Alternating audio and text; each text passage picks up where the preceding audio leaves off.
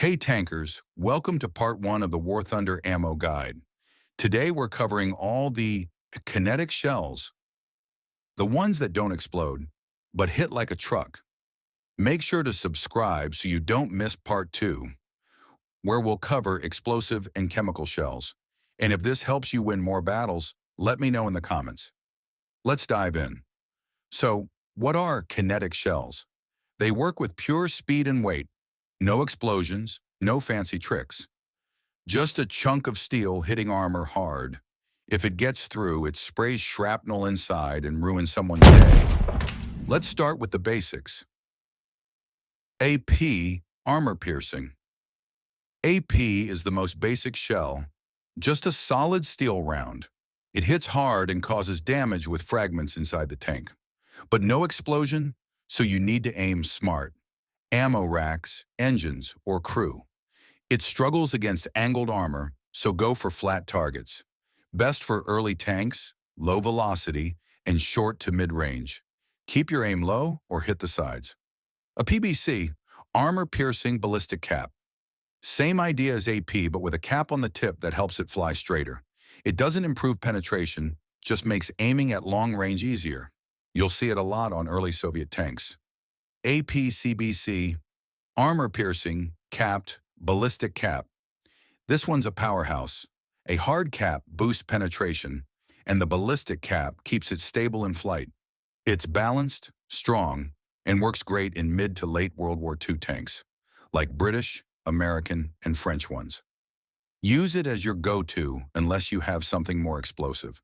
Now let's move to kinetic shells with a twist. The ones that explode inside. Breath. These shells still rely on impact to penetrate, but once they're inside, they detonate.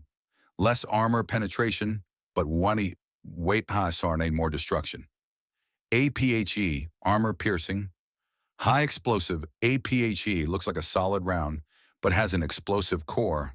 It won't detonate on thin armor, only when it hits something thick. But if it gets in, boom, the tank is toast. Best for close to mid-range and for hitting weak spots or sides. Used a lot by Soviet, German, and Japanese tanks. APHE, ballistic cap version. This version flies better thanks to the cap, but still explodes inside. It's more accurate at medium to long range. You'll find it on early Soviet and Italian tanks. Now let's talk about sub-caliber rounds. The fast, narrow darts. These shells are smaller than the barrel. They fly super fast but do less damage once inside. So you've got to aim for crew, ammo, or fuel. No room for error. A PCR, armor-piercing composite, rigid hardcore, soft shell, hits fast, penetrates well, but only on flat armor. It loses power at long range and bounces on sloped surfaces easily. Use it up close and aim carefully. A PDS, discarding Sabot A. PDS is the next level. The outer case drops off and the core flies at insane speed. It's accurate and strong, but still weak after penetration. Think of it like a sniper round. Aim for the kill spots. A PFSDS, fin-stabilized dart. This is the king of kinetic ammo. It's fast, sharp, and deadly. APFSDS stays accurate even at long range and can penetrate almost anything. But it doesn't do much to light vehicles and only kills if you hit something important. All right, Commander. That's the end of part 1. Now you know how kinetic shells work and which ones to pick.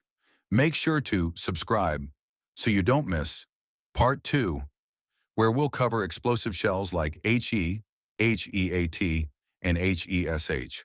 And if this helped you understand your ammo better, let me know in the comments. See you on the battlefield.